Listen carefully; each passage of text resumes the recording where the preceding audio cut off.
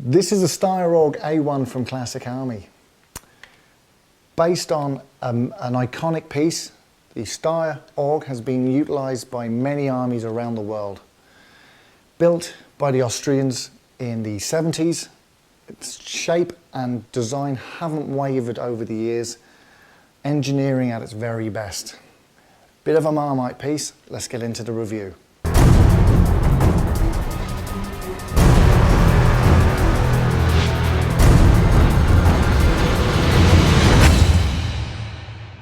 This review has been brought to you in part by Main Irish Airsoft.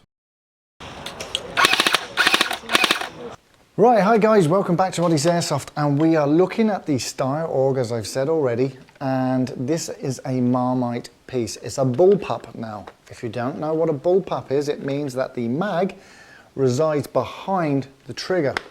So why would anybody want to do that? Because ergonomically it just doesn't look right, it doesn't feel right. And the reason for that is they wanted to create a gun that had a much shorter body but had the same length barrel so that they could keep the accuracy and everything that goes with longer barrels. So by bringing the magazine section back here, all the mechanics of the gun are sort of sitting back at this part behind the trigger, and that allows for a much longer barrel to be utilized. It's a little bit like the FN2000. There's numerous bullpups out there, and again they make for, in my mind, quite an ugly looking gun.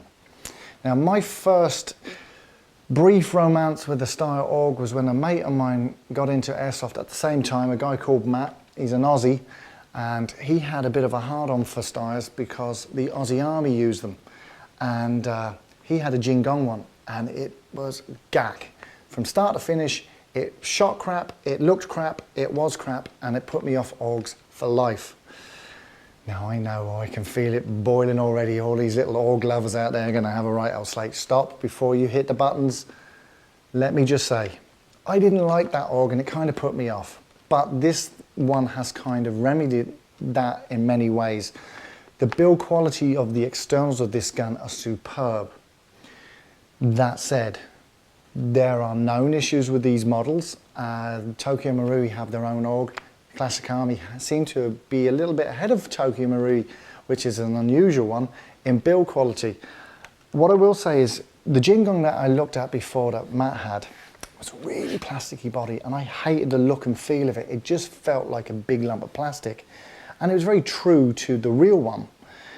This one though, the actual plastic or the sort of ABS that's being used in this is completely different to the Jingong one that I played with, and it feels a lot more solid. Now, this is never going to be a fast shooting gun. It'll hit around 12, maybe 14 BBs per second on the chrono. It's comfortable though when you shoulder it, when you actually put it up to sort of range. And it comes with a built-in scope, which, do you know what, I'm not mad about, because I think scopes are one of those things that you have to pick the right scope for your own eye. Everyone has a different eye relief, and certain scopes suit certain people. That said, you know, looking down, I can get fairly close. Cheek support here is quite good, and I can get fairly close and get right down on that. But if I'm wearing a face mask, I can't get anywhere close to getting down onto this, and this can't be moved. So I don't rock out at all any day airsofting without a lower face mask, and my teeth are way too valuable to me these days to go out without one. So I would have a massive issue that I can't change out the scope, I can't move the scope to suit my configuration, and that's an issue. Now, the other thing is this little foregrip here is, you know, you can use it in two configurations, sitting up like that so you can hold the gun like so, or as I said, you can bring it down and use it like so. Both are very comfortable, but apparently down the line this will start to shake and wobble like a good one, and there isn't really sort of a great way of tightening it back up. Now I believe the TM version is even worse than the Classic Army version, so you know, be advised, it is a weak point, and in fact on the TM version a lot of these actually snap clean off. Has a full lockable catch here for the bolt catch there so you can access your hop unit, and it's a typical drum style G36C drum for changing the hop unit. Now I have to say from the get-go I had an issue trying to get this to run at all, because on placing the mag in, the little piece here in the mag chipped off and created massive feed issues where the gun would feed and then it wouldn't feed, and we couldn't really sort of range it or sort of get an idea of what the potential was. Now, I have a spare mag for it, and that's how I found out that that was the piece that was missing that was causing the misfeeds.